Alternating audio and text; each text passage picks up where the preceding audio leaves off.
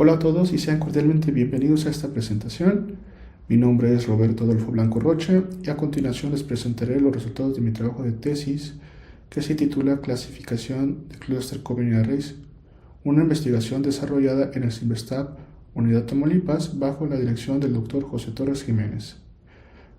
Para ponerlos en contexto, vivimos una era donde la complejidad de los sistemas, ya sea de software como de hardware, es inmensa. Evaluar exhaustivamente todas las posibles configuraciones de estos sistemas es computacionalmente prohibitivo y en muchos casos físicamente imposible. Es aquí donde brillan los diseños combinatorios, que nos permiten obtener un muestreo representativo de los componentes que conforman dicho sistema. Y hoy vamos a enfatizar uno de estos diseños más recientes, los Cluster Covariant Arrays. Desglosaremos esta presentación en varias etapas.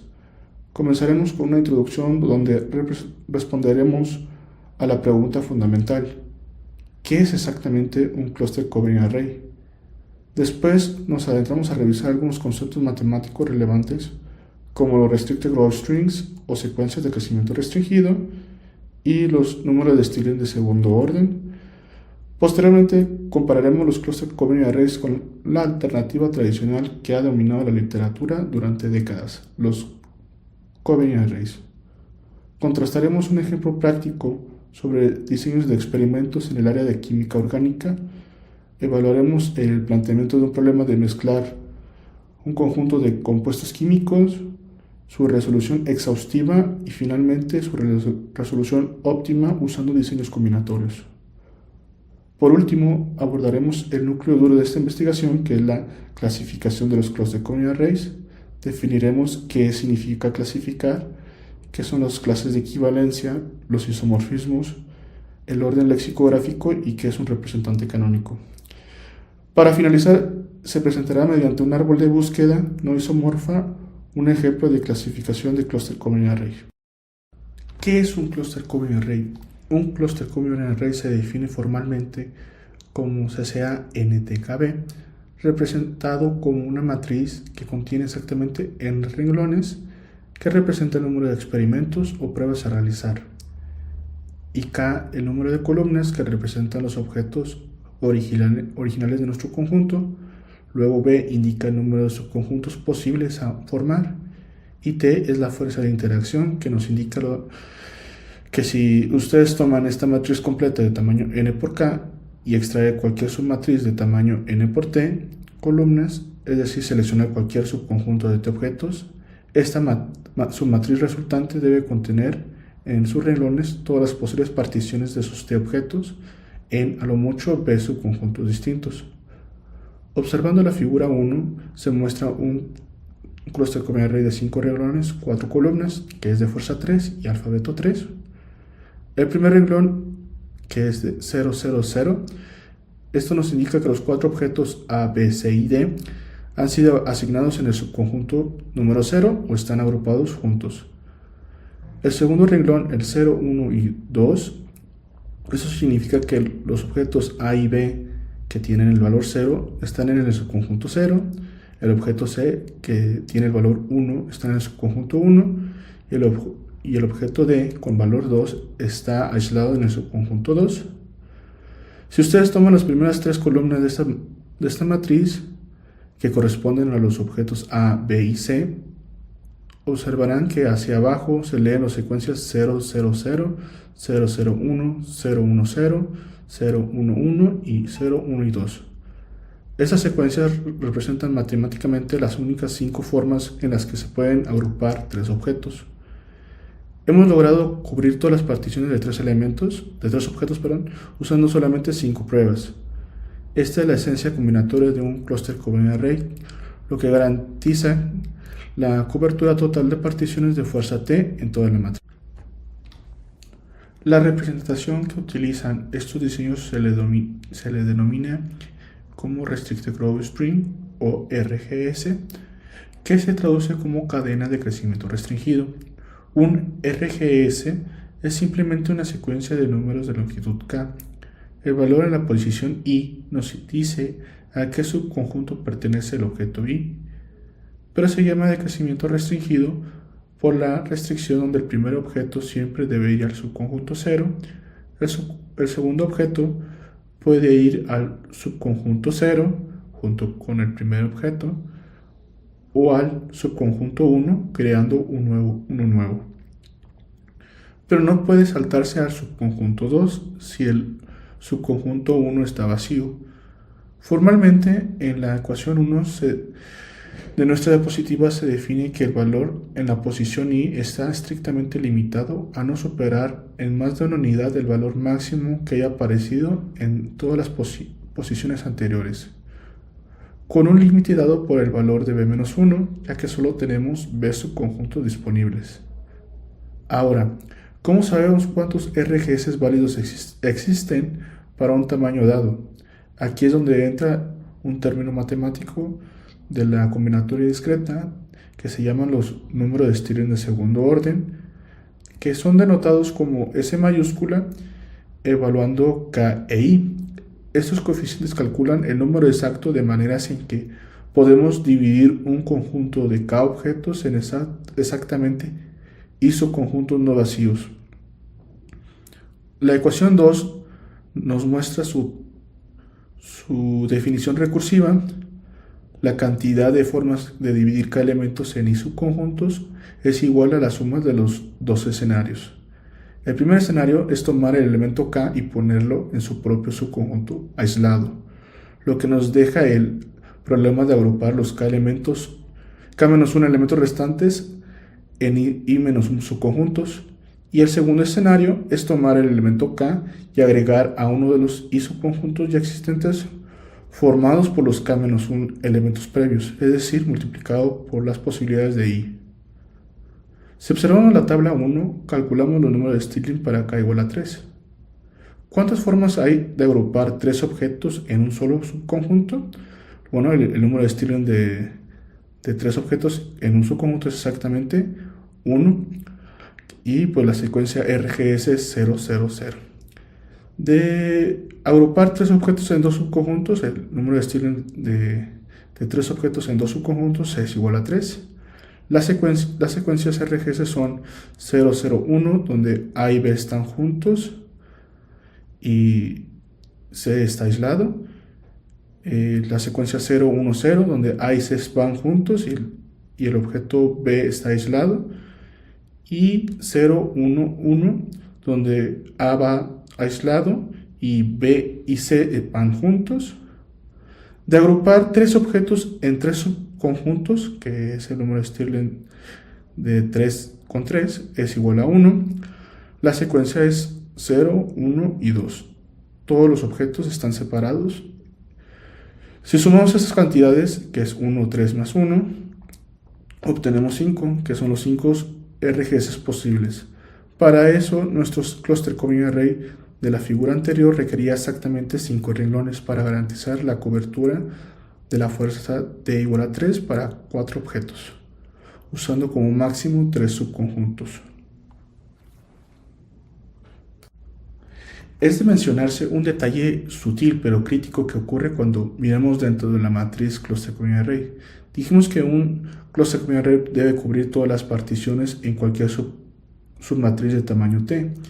Sin embargo, al extraer T columnas de un renglón, la secuencia resultante podría no ser un RGS. Por ejemplo, si se da un renglón de tamaño K igual a 3, extraemos las tres columnas y obtenemos la secuencia 2, 1 y 2. Observe que comienza con un 2. Esto pues no es un RGS válido, ya que el primer elemento de cualquier subsecuencia que analicemos tiene que empezar con 0. Para solucionar esto, implementamos el algoritmo de reetiquetar RGS. Este algoritmo evalúa la secuencia de izquierda a derecha al primer símbolo nuevo que encuentra, sin importar cuál sea su número original, le asigna el valor 0. Al siguiente símbolo diferente le asigna el 1 y así sucesivamente. En el caso de 2, 1 y 2, el primer valor es 2, así que todos los 2 se convierten en 0. El siguiente valor nuevo es el 1, así que los 1 se convierten en unos. Por lo tanto, la secuencia 2, 1, 2 se transforma en 0, 1 y 0, que es un RGS válido. Este mapeo Nos permite verificar correctamente la cobertura sin importar cómo estén etiquetados de manera global en el Cluster Covariance Array.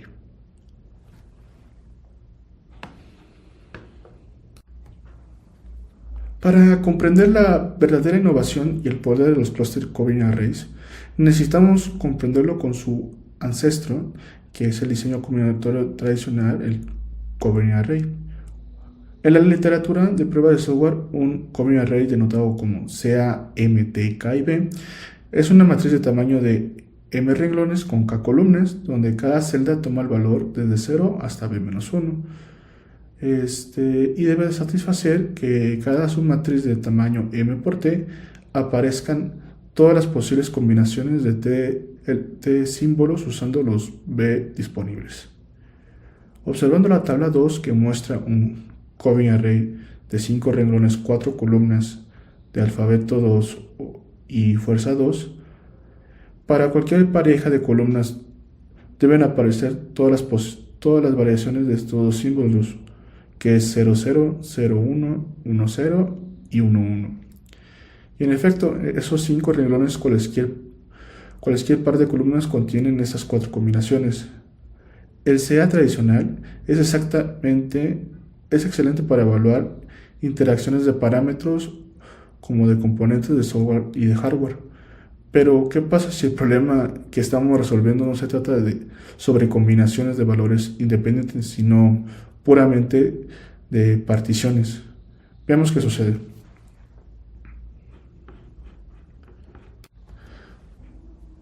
Presentaremos un ejemplo de aplicación en el área de química orgánica. Observamos en la figura 2 que imaginemos que estamos en el laboratorio de química de investigación. Nuestro objetivo es descubrir las posibles reacciones químicas entre 4 compuestos orgánicos. A, la etiqueta A es el ácido acético, B es el glicerol, C es la lisina y D la putrescina. Nuestra tarea es crear mezclas de estos compuestos. Para hacer las mezclas tenemos a nuestra disposición 3 matraces vacíos, los cuales representaremos en verde, rojo y azul. Queremos asegurarnos que hemos probado todas las posibles interacciones de fuerza 3. Es decir, queremos que para cualquier tercia de compuestos que ustedes elijan, hayamos evaluado todas las formas en las que pueden estar juntos o separados en las matrices.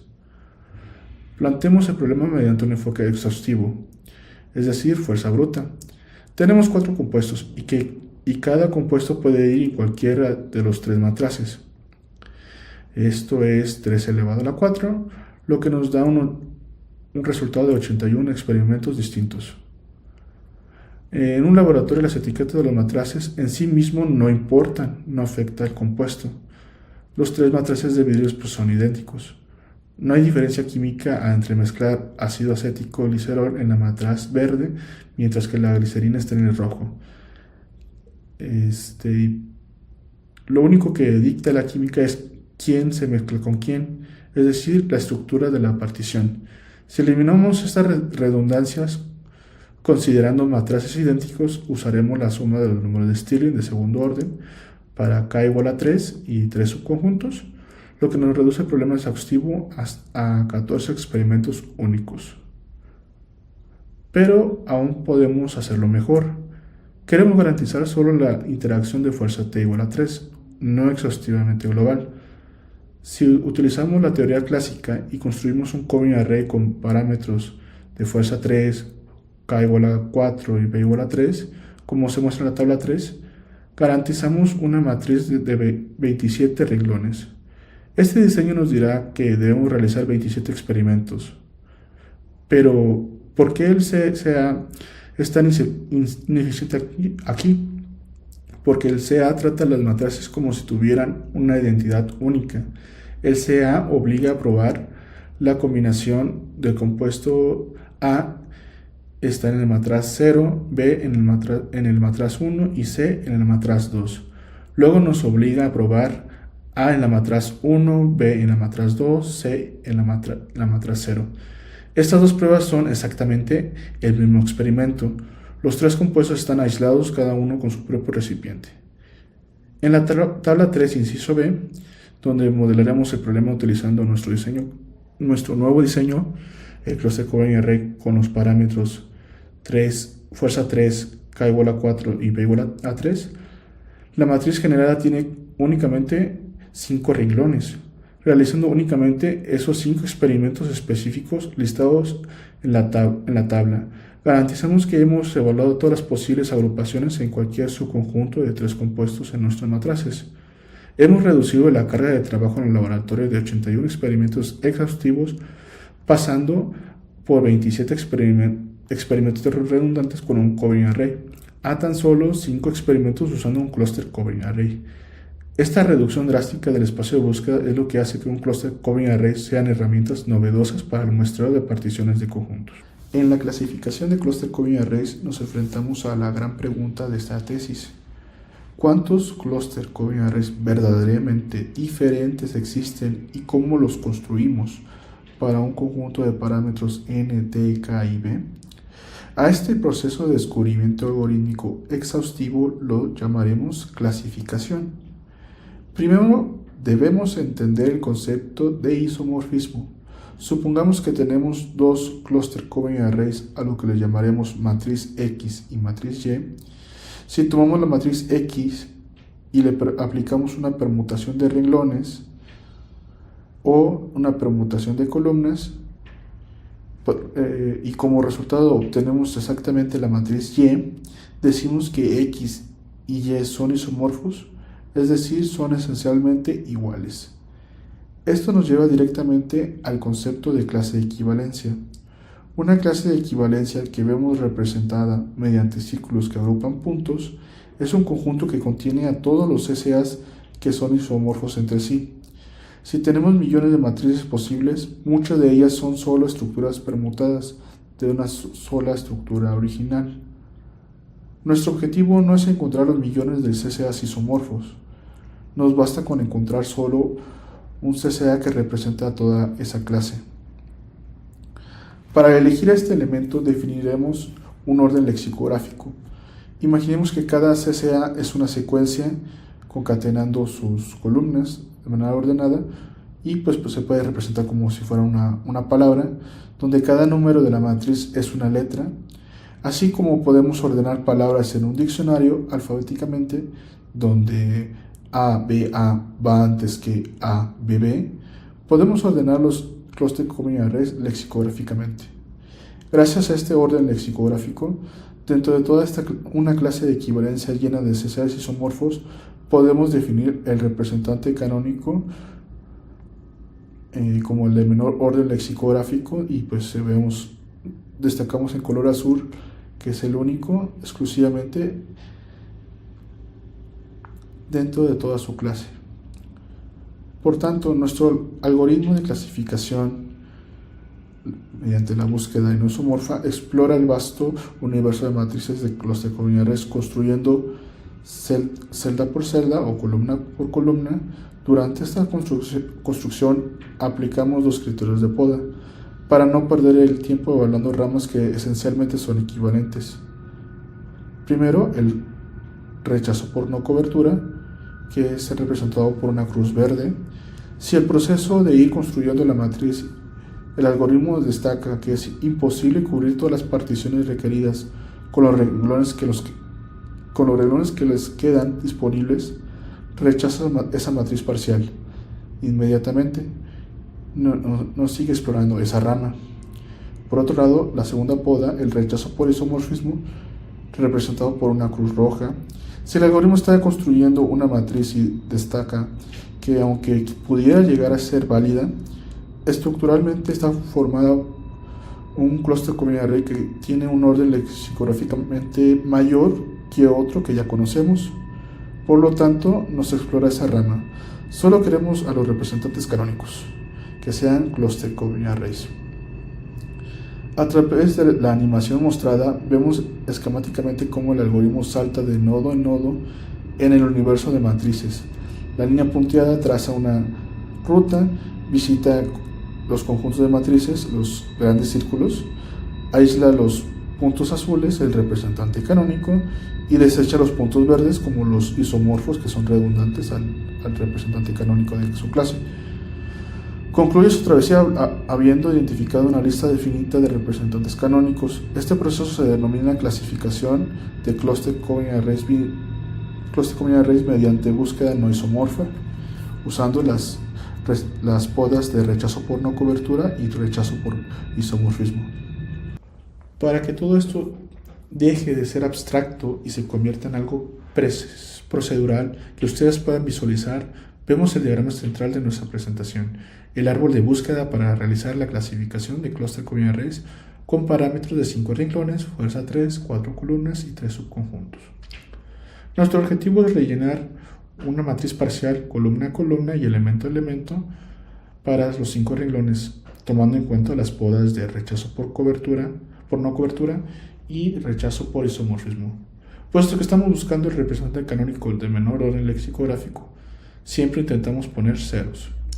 El árbol se lee de arriba hacia abajo y cada nivel representa la adición de una nueva columna a nuestra matriz parcial. En la parte superior arrancamos el árbol en el nivel i igual a 1 con la columna llena de puros ceros y esta va a ser nuestra raíz. Bajaremos al nivel i igual a 1.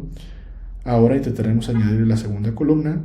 El algoritmo genera posibles candidatos siguiendo el orden lexicográfico de menor a mayor.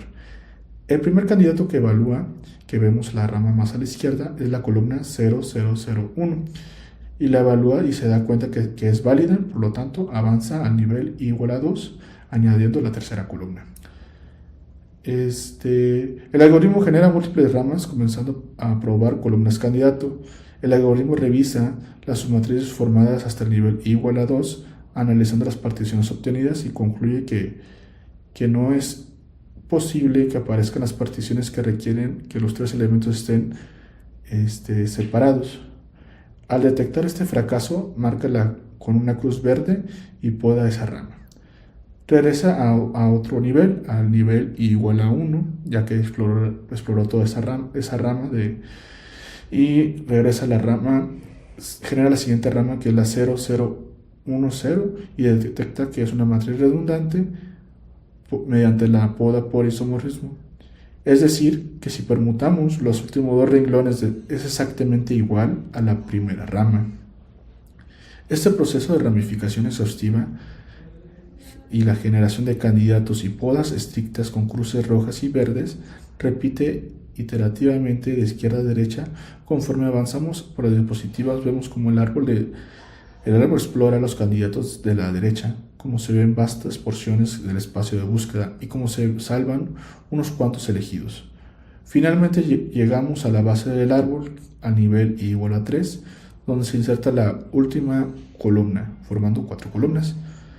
Los CCA sobrevivientes, o los que están más profundos del árbol, que no fueron eliminados por las cruces rojas o verdes, o las podas de rechazo por no cobertura y isomorfismo, se convierten en CCAs canónicos.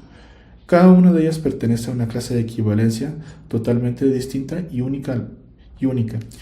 La clasificación es completa, derivando que existen solamente tres clases de equivalencias y que son conformadas por 3 representantes canónicos.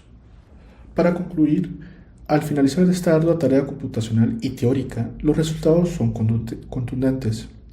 Hemos introducido y fundamentado los Cluster Covenant Arrays como una excelente alternativa ante los diseños tradicionales como los Covenant Arrays para el muestreo de particiones de conjuntos de objetos.